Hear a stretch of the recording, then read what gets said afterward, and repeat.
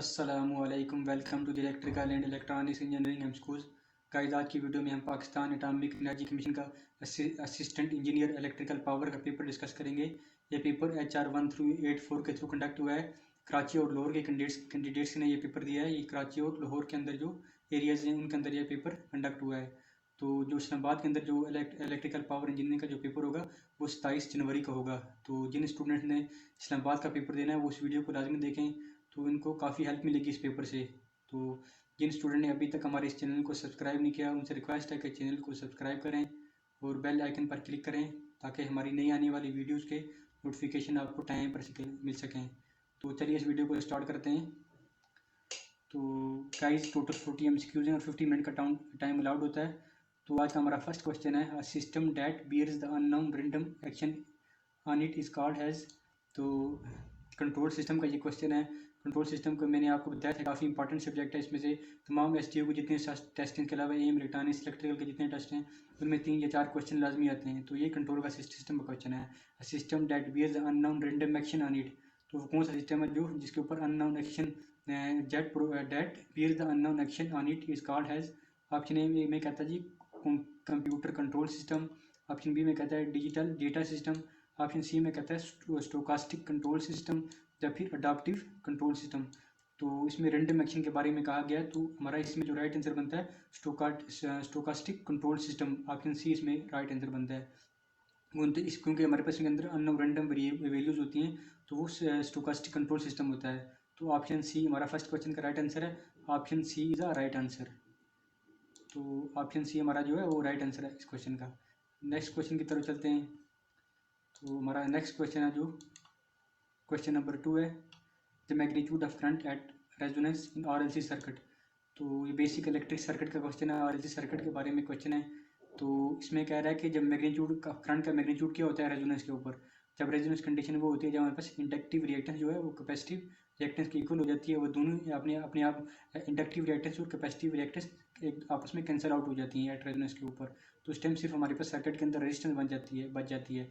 तो जो करंट होगा वो सिर्फ हमारे पास रेजिस्टेंस की वजह से होगा, depending upon the magnitude of the R। तो depending upon the magnitude of L depends upon the magnitude of C depends upon the magnitude of R, L and C। तो इसमें जो हमारा राइट आंसर बनता है option A is a right answer. तो जो current के जो मैग्नीट्यूड होता है वो हमारी रेजिस्टेंस के ऊपर टोटल डिपेंड करता है। तो option B is a right option A is a right answer. तो इसमें जो हमारा राइट आंसर बनता है ऑप्शन ए हमारा जो है वो राइट आंसर बनता है। Option A is a right answer.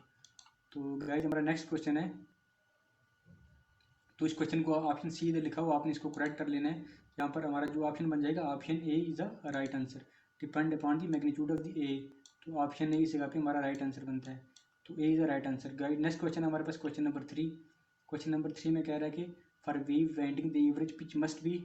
तो ये वाइंडिंग में से क्वेश्चन है, एवरेज पिच ऑड होती है या फिर इवन होती है, या इवन और ऑड होती है या फिर फ्रैक्शनल होती है। तो वेव वाइंडिंग अंदर हमारे पास जो है जो ये फ्रैक्शनल पिच होती है वो जो हमारे पास एवरेज पिच जो होती है वो ऑड और इवन दोनों हो सकती है। तो इसमें हमारा राइट आंसर बनता है option C is the right answer. तो average pitch must be odd और इवन। तो ऑप्शन सी इस क्वेश्चन का राइट आंसर है। तो गाइज नेक्स्ट क्वेश्चन की तरफ चलते हैं। क्वेश्चन नंबर 4 है हमारा, the reluctivity is analogous to the. तो रिलेक्टिविटी किससे एनालॉगस है? इन 4 ऑप्शन हमारे पास क्यों है, परमेबिलिटी, कंडक्टिविटी, रेजिस्टिविटी या फिर रिटेंटिविटी। इनमें से कौन सा ऑप्शन है जिसके अंदर ये मिलती जुलती है रिलेक्टिविटी एनालॉगस है? तो उसमें हमारा राइट आंसर बनता है ये रेजिस्टिविटी। जो रिलेक्टिविटी होती है वो रेजिस्टिविटी के एनालॉगस है। तो ऑप्शन सी इसमें राइट आंसर बनता है, ये रेजिस्टिविटी। तो गाइज नेक्स्ट क्वेश्चन की तरफ चलते हैं। नेक्स्ट हमारा क्वेश्चन है, the protection against the direct lighting stroke in high voltage steep wave is provided bye. तो जो प्रोटेक्शन होती है हम जो जब भी हमारे पास कोई भी हाई लाइटनिंग सर्ज हो जाती है, कोई भी लाइटनिंग जो डायरेक्ट लाइटनिंग स्ट्रोक होता है वो हमारे पास ट्रांसमिशन लाइन के ऊपर, तो उसकी वजह से उसको कैसे हम प्रोटेक्ट करते हैं, प्रोटेक्शन कैसे करते हैं स्ट्रोक की। हाई लाइटिंग स्ट्रोक जो होता है वो ट्रांसमिशन लाइन के ऊपर जब भी हाई लाइटिंग स्ट्रोक वगैरह या हाई वोल्टेज सर्ज प्रोड्यूस होती है तो उसको हम कैसे प्रोटेक्ट करते हैं। तो इसमें पहला ऑप्शन है अर्थिंग ऑफ द न्यूट्रल। यहाँ पर earthing of the neutral, lightning arresters, ground wires या फिर lighting arrester and ground wires. तो हमारा जो इसमें राइट आंसर बनता है, the protection against direct lightning stroke in high voltage steep wave is provided by the lighting resistor and ground wires, both lighting resistor and ground wires. Option D इस question का right answer है। तो guys ये question जो था basically transformer में भी इस तरह का एक क्वेश्चन बनता है। तो अगर ये क्वेश्चन ट्रांसफार्मर के बारे में हो तो ट्रांसफार्मर को प्रिवेंट करने के लिए हम क्या करते हैं, use to prevent to damage to transformer due to the lighting switching. तो इसमें ऑप्शन हॉर्न गैप बन जाता है। अगर ये क्वेश्चन ट्रांसफार्मर के प्रोटेक्शन के लिए जाए, ट्रांसफार्मर को कैसे लाइटिंग से प्रोटेक्ट किया जाता है, तो उसके लिए हॉर्न गैप्स को यूज किया जाता है। ऑप्शन इसमें हॉर्न गैप आता है अगर ये ट्रांसफार्मर के बारे में ये क्वेश्चन हो। तो हमारे पास नेक्स्ट क्वेश्चन है क्वेश्चन नंबर 6। तो क्वेश्चन नंबर 6 में कहता है इन प्योर इंडक्टर की बात कर रहा है। The AC current leads the voltage by 90 degree. AC current and voltage are exactly in phase. Option C में कहता है AC current lags the voltage by 90 degree. Option D में कहता है जी a current is converted to DC voltage. तो जब भी हमारे पास जो इंडक्टर होता है प्योर इंडक्टर, उसके अंदर हमारे पास जो वोल्टेज होती है वो लीड करती है बाय द 90 डिग्री। तो वोल्टेज करंट को लीड करती है 90 डिग्री से। इसमें आ जाएगा हमारा current lags the voltage by 90 degree. तो करंट लैग करता है 90 डिग्री से, वोल्टेज लीड कर जाएगी। तो ऑप्शन सी इस क्वेश्चन में हमारा राइट आंसर बनता है the AC current lags the voltage by 90 degree. तो option C is the right answer. Next question की तरफ चलते हैं क्वेश्चन नंबर 6। क्वेश्चन नंबर 7 में कहता है इन split face motor the running winding should be. तो जो स्प्लिट फेस मोटर उसकी रनिंग वाइंडिंग के बारे में ये क्वेश्चन है। ऑप्शन में कहता है high resistance and low inductance. जो स्प्लिट फेस मोटर होती है उसकी जो रनिंग वाइंडिंग होती है वो हाई रेजिस्टेंस होती है उसकी, या फिर लो रेजिस्टेंस होती है उसकी, या फिर low resistance and high inductance. Option C high resistance as well as high inductance. Option D में कहता है low resistance as well as low inductance. तो इसमें राइट आंसर बनता है ऑप्शन बी। तो जो स्प्लिट फेस मोटर होती है उसकी जो रनिंग वाइंडिंग होती है वो running winding should have low resistance and high inductance. तो ऑप्शन बी हमारा इस क्वेश्चन का राइट आंसर बनता है। 7 क्वेश्चन का ऑप्शन जो है option B is the right answer. तो नेक्स्ट क्वेश्चन की तरफ चलते हैं। नेक्स्ट हमारा क्वेश्चन नंबर 8 है। ट्रांसफार्मर के बारे में ये क्वेश्चन है। For transformer operating at the constant load current in maximum efficiency. कोई भी ट्रांसफार्मर के बारे में ये क्वेश्चन है कि ट्रांसफार्मर अगर कांस्टेंट लोड के ऊपर वर्क कर रहा है, उसके अंदर लोड वेरी नहीं हो रहा है, सेम कांस्टेंट लोड है, तो उस टाइम उसकी एफिशिएंसी क्या होगी? Efficiency maximum efficiency will occur at. तो मैक्सिमम एफिशिएंसी कब होगी? जब at zero power factor. Option B में कहता है unity power factor. Option C में कहता है 0.8 leading power factor. Option D में कहता है जी 0.8 लैगिंग पावर फैक्टर। तो मैक्सिमम एफिशिएंसी ट्रांसफार्मर जब भी वर्क करता है तो मैक्सिमम एफिशिएंसी हमेशा हमें यूनिटी पावर फैक्टर के ऊपर मिलती है। तो इसमें क्वेश्चन में हमारा जो राइट आंसर बनता है ऑप्शन बी इस क्वेश्चन का राइट आंसर है। तो option B is the right answer. Question number 8 का ऑप्शन बी राइट आंसर बनता है। तो नेक्स्ट क्वेश्चन की तरफ चलते हैं। नेक्स्ट क्वेश्चन है हमारे पास the RMS value. RMS value के बारे में क्वेश्चन है। The RMS value of half wave rectified sine wave. तो half wave rectified sine wave की वैल्यू हमें दी गई है। तो RMS वैल्यू वो 200 वोल्ट दी गई है। And the RMS value of full wave rectified AC। तो हाफ वेव रेक्टिफाइड की हमें जो RMS वैल्यू है वो 200 वोल्ट दी गई है। अब वो क्वेश्चन में पूछ रहा है कि अगर यही वैल्यू अगर फुल वेव की फुल वेव की जो RMS वैल्यू वो क्या होगी? तो ऑप्शन ए 282.8। ऑप्शन बी में कहता है 141.4। ऑप्शन सी में कहता है 111 वोल्ट। ऑप्शन डी में कहता है या फिर 100 वोल्ट। तो इसमें ऑप्शन हमारा जो राइट आंसर बनता है option A is a right answer. RMS value होती है वो हाफ रेक्टिफायर की अगर हमारे पास 200 वोल्ट बन रही है तो फुल वेव की जो बनेगी वो 282.8 वोल्ट बनती है। तो ऑप्शन ए इस क्वेश्चन का राइट आंसर बनता है। Option A is a right answer. तो फुल वेव के अंदर में वो 282.8 हो जाएगी। ऑप्शन ए क्वेश्चन का राइट आंसर है। गाइस नेक्स्ट क्वेश्चन की तरफ चलते हैं। नेक्स्ट क्वेश्चन में वो कहता है जी trickle charge of a storage battery helps to the. Trickle charge के बारे में इस तरह का क्वेश्चन कई पाकिस्तान एटॉमिक एनर्जी कमीशन के कई पास पेपर्स के बारे में ये क्वेश्चन आ चुका है ट्रिकल चार्ज के बारे में। Trickle charging of a storage battery helps to maintain the power electrolyte level, increase its reverse capacity, prevent its sulphation, या फिर keep it refresh in fully charge. तो keep it refresh in fully charge option D इसमें right answer बनता है। तो question 10 जो है हमारा इसका ऑप्शन डी इसमें राइट आंसर बन जाता है। Option D is a right answer. Next question की तरफ चलते हैं। नेक्स्ट क्वेश्चन में कहता है तो पहले इसकी मैं आपको इन्फॉर्मेशन ट्रिकल चार्ज के बारे में तो थोड़ी सी ये इन्फॉर्मेशन आप पढ़ लें। Trickle charge means charging a fully charged battery under the no load. Trickle charge जो होता है आपने याद रखें ये नो लोड कंडीशन के ऊपर अब होता है। बैटरी के अंदर क्लास कोई लोड कनेक्ट नहीं होता उस टाइम ये हमारे पास ट्रिकल चार्ज चार्जिंग हम करते हैं at the rate equal to the self discharge rate, thus enabling battery to remain at its fully charge level. तो ये थोड़ा सा आपने देख लेना है ट्रिकल चार्ज के बारे में। तो ट्रिकल चार्ज जब भी हमारे पास हम बैटरी को ट्रिकल चार्ज मीन वो हमेशा जब नो लोड बैटरी के पास कोई लोड नहीं होता तभी हम ट्रिकल चार्जिंग को यूज़ करते हैं। तो इसमें हमारा जो राइट आंसर बनता है ऑप्शन डी इसमें राइट आंसर है। तो नेक्स्ट क्वेश्चन की तरफ चलते हैं। Question number 11, the power factor of magnetizing component of transformer. तो पावर फैक्टर के बारे में पूछा है। इसी क्वेश्चन कई बार एनटीएस के एग्जाम में, जूनियर इंजीनियर के एग्जाम, जो एसडीएफ के एग्जाम में, कई डिफरेंट पास पेपर पीटीएस के अंदर, एनटीएस के अंदर, पाकिस्तान एटॉमिक एनर्जी कमीशन के कई पास पेपर के अंदर ये क्वेश्चन रिपीट हो चुका है। तो इसमें राइट आंसर बनता है magnetizing component of transformer as 0। Option A is the right answer. तो ऑप्शन ए इस क्वेश्चन का राइट आंसर है। नेक्स्ट क्वेश्चन की तरफ चलते हैं। Question number 12, IEEE code for the distance relay. तो ये क्वेश्चन हमें आ गया। IEEE डिस्टेंस रिले का IEEE means institute of electrical and electronics engineering. तो इसमें उन्होंने डिफरेंट जो डिवाइसेज हैं उनके कोड बनाए हुए हैं, उनको कुछ ना कुछ नंबर असाइन किया हुआ है। तो उसके बारे में ये क्वेश्चन अभी मैं आपको ये टेबल दिखा देता हूँ। आप देख सकते हैं IEEE स्टैंडर्ड डिवाइस नंबर्स। तो देख सकते हैं ये तमाम डिवाइसेज के नंबर हैं। Timing IC circuit, master contractor, stopping devices. तो ये डिस्टेंस रिले का देख सकते हैं आप, ये डिस्टेंस रिले अवेलेबल है। तो डिस्टेंस रिले का जो नंबर इसमें बन रहा है हमारे पास 21 नंबर, जो IEEE ने इसे जो कोड दिया है वो 21 कोड है डिस्टेंस रिले के लिए। तो ये टेबल आपने इसको याद रखना है, इसमें से भी सेम टाइम्स क्वेश्चन आ जाते हैं इस तरह के। तो इसमें क्वेश्चन में हमारा जो राइट आंसर बनता है option B is right answer 21। तो IEEE कोड डिस्टेंस रिले का 21 बन जाएगा। तो ऑप्शन बी इसमें राइट आंसर बनता है। तो गाइज नेक्स्ट क्वेश्चन की तरफ चलते हैं। नेक्स्ट हमारे पास क्वेश्चन है क्वेश्चन नंबर 13 क्वेश्चन में कहता है normal colour of a silica gel. तो सिलिका जेल का जो नॉर्मल कलर के बारे में क्वेश्चन है। तो ये किस तरह का, जब भी सिलिका जेल हम नहीं सिलिका जेल लेते हैं तो उसका कलर कैसा होता है? येलो होता है, पिंक होता है, या फिर ग्रीन होता है, या फिर ब्लू होता है। इनमें से कौन सा कलर होता है सिलिका जेल का?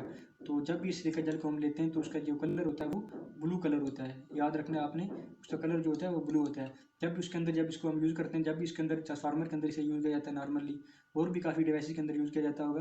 ट्रांसफार्मर के जब इसके अंदर मॉइस्चर वगैरह आ जाता है तो उसका कलर हमेशा पिंक हो जाता है। जब भी नया, जब इस सिलिका जेल को हम रखते हैं, नई सिलिका जेल होती है तो हमारे पास उसका कलर ब्लू होता है। तो ये देख सकते हैं, इन्फॉर्मेशन आगे पढ़ते हैं। Ready to use silica gel is a blue in colour. जब भी हम नई सिलिका जेल लेते हैं हम लेते हैं तो उसकी कलर जो होता है वो ब्लू कलर होता है। When silica gel has soaked up in lot of moisture, जब उसके अंदर मॉइस्चर वगैरह आ जाए तो उसका कलर वो पिंक कलर में चला जाता है। तो इसमें हमारा जो राइट आंसर बनता है option B is a right answer. तो क्वेश्चन नंबर 14 है गाइज। क्वेश्चन नंबर 14 में कहता है आइसोलेटर्स आर यूज ड्यूरिंग। सबसे पहले आपको आइसोलेटर्स के बारे में पता होना चाहिए। आइसोलेटर जो होते हैं बेसिकली सर्किट को कनेक्ट और किसी भी सर्किट को कनेक्ट और डिसकनेक्ट करने के लिए यूज़ किए जाते हैं। कनेक्ट और डिसकनेक्शन, कनेक्शन और डिसकनेक्शन के लिए हम इसे यूज़ करते हैं। सर्किट को कनेक्ट करना हो तब भी इसे यूज़ करते हैं, सर्किट को डिसकनेक्ट करना हो तब भी इसे हम यूज़ करते हैं। लेकिन ये सिर्फ नो लोड कंडीशन के ऊपर वर्क करता है। तो इसमें याद रखना है आपने कि आइसोलेटर जो होते हैं वे सिर्फ जब कोई लोड हमारे पास कनेक्ट ना हो तब हम इनको यूज़ करते हैं। Break the normal abnormal current, option B में कहता है making under the fault condition. Option C breaking the current under the no load condition. तो option D none of the above. तो अभी मैंने आपको बताया, तो आइसोलेटर जो होते हैं उनको हम नो लोड कंडीशन के ऊपर उसे यूज़ करते हैं। तो ऑप्शन सी हमारा इस क्वेश्चन का राइट आंसर बनता है। Option C is the right answer. Next question की तरफ चलते हैं। नेक्स्ट क्वेश्चन में कहता है the phase sequence of 3 phase system. तो गाइज ये क्वेश्चन भी कई बार Pakistan atomic energy commission, NTS के जूनियर इंजीनियर के एग्जाम, एसटीयूज के एग्जाम, डिफरेंट एग्जामिनेशन के ये क्वेश्चन कई बार इस तरह का क्वेश्चन आ जाता है पेपर के अंदर। तो 3 फेज सीक्वेंस किस तरह का होता है? 3 फेज जो हमारे पास जो सीक्वेंस बनता है वो किस तरह का होता है? जो स्टार कनेक्शन होता है, डेल्टा कनेक्शन होते हैं। तो 3 फेज बेसिकल जो सीक्वेंस यूज किया जाता है वो किस फॉर्म के अंदर होता है? रेड येलो ब्लू, या फिर रेड ब्लू येलो, या फिर yellow blue and red. Option D में कहता है ब्लू रेड एंड वाइट। तो इसमें हमारा जो राइट आंसर बनता है option B, red blue and yellow. हमारे पास ये फेज सीक्वेंस होता है 3 फेज सिस्टम का। तो ऑप्शन बी इसमें हमारा राइट आंसर बनता है। तो नेक्स्ट क्वेश्चन की तरफ चलते हैं। क्वेश्चन नंबर 16 की तरफ। क्वेश्चन नंबर 16 है in purely inductive resistive F is equal to. Purely resistive circuit के बारे में ये क्वेश्चन है। एफ की वैल्यू 1/2 है, then what will be the effect on circuit current. तो सर्किट करंट के ऊपर क्या इफेक्ट पड़ेगा, ये क्वेश्चन है। तो इसके ऑप्शन तो मुझे असल में ये क्वेश्चन जो है इसकी पूरी इन्फॉर्मेशन हमें गिवन नहीं है, किस तरह का ये क्वेश्चन है, इसके ऑप्शन भी गिवन नहीं है। इसको आपने खुद सर्च करना है। अगर आपको इस क्वेश्चन के ऑप्शन वगैरह का पता है तो आप इसके मुझे कमेंट कर दें, मुझे कमेंट में आप बता सकते हैं। मैं क्वेश्चन को दोबारा इधर अपडेट करा दूँगा, इसके ऑप्शन को इधर दोबारा अपडेट कर लूँगा। तो नेक्स्ट क्वेश्चन की तरफ चलते हैं। 17 question, if R M S value is 100 volt, R M S value हमें दी गई है 100 वोल्ट है, तो पीक टू पीक वोल्टेज कितनी होगी। आर एम एस वोल्टेज जो हमें मिली है वैल्यू जो है वो 100 वोल्ट है, तो पीक टू पीक वोल्टेज होगी वो क्या होगी। इसका जो ऑप्शन है अब देखते रहते हैं आप, जो अब आपने इसका फार्मूला आपको अगर आएगा आता होगा तभी इस क्वेश्चन को आप सॉल्व कर सकेंगे। तो पीक टू पीक वैल्यू क्या होती है, 2√2 into V R M S. तो 2√2 की वैल्यू किसकी इक्वल है, 2.828 multiply by R M S value हमें गिवन है 100 दी गई है, उसको मल्टीप्लाई करेंगे 2.828 के साथ, तो हमारा जो राइट आंसर बन जाएगा 282.84। तो ऑप्शन ए इसमें हमारा राइट आंसर बनता है। तो इस क्वेश्चन का जो हमारा 17 क्वेश्चन का जो राइट आंसर है option A is the right answer. 17 question का option A is the right answer. तो नेक्स्ट क्वेश्चन की तरफ चलते हैं। नेक्स्ट क्वेश्चन हमारे पास, the hunting produce in a synchronous machine. तो गाइस इस तरह की मैं कई बार आपको बताया कि हंटिंग वगैरह से क्यों प्रोड्यूस होती है, इस तरह के क्वेश्चन कई बार ये पाकिस्तान एटॉमिक एनर्जी कमीशन के पास पेपर में कई बार ये क्वेश्चन आ चुका है। इसके ऑप्शन है constant load, variable load, both A and B, या फिर इनमें से कोई ऑप्शन नहीं है। तो हंटिंग जो होती है हमेशा जो वेरिएबल लोड की वजह से प्रोड्यूस होती है सिंक्रोनस मशीन के अंदर, तो ऑप्शन बी इस क्वेश्चन का राइट आंसर है। नेक्स्ट क्वेश्चन की तरफ चलते हैं। नेक्स्ट क्वेश्चन हमारे पास क्वेश्चन नंबर 19 क्वेश्चन में कहता है armature reaction of unsaturated DC machine. तो ये क्वेश्चन में गाइस एनटीएस के पास पेपर में अंदर कई बार ये आ चुका है, मोस्ट रिपीटेड एमसीक्यूज है ये। तो आपको पता होगा कि आपने कई बार इसके पेपर, आपने अगर पेपर दिए हो तो आपको आइडिया होगा ये क्वेश्चन कितनी बार ये पेपर के अंदर आ चुका है। इसमें ऑप्शन ए या cross magnetizing, demagnetizing, magnetizing, या फिर इनमें से कोई भी ऑप्शन नहीं है। तो जो आर्मेचर रिएक्शन होता है डीसी मशीन का, अनसैचुरेटेड डीसी मशीन का, वो क्रॉस मैग्नेटाइजिंग होता है। तो ऑप्शन ए इसमें हमारा राइट आंसर बनता है। Option A is the right answer. Next question की तरफ चलते हैं। क्वेश्चन नंबर 20 है। 20 में कहता है the effect in V the voltage at the receiving end of a transmission line is more than the sending end voltage.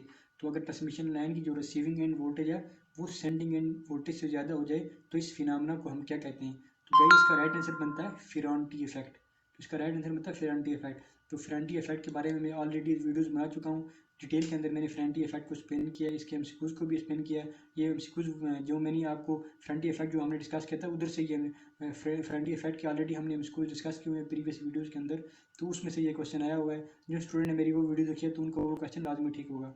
तो अगर आप वो हमारी प्रीवियस वीडियो को देख लेते हैं तो आप कोई क्वेश्चन इस तरह का फेरांटी इफेक्ट से रिलेटेड कोई भी क्वेश्चन आता है तो आप उसको गलत नहीं करेंगे।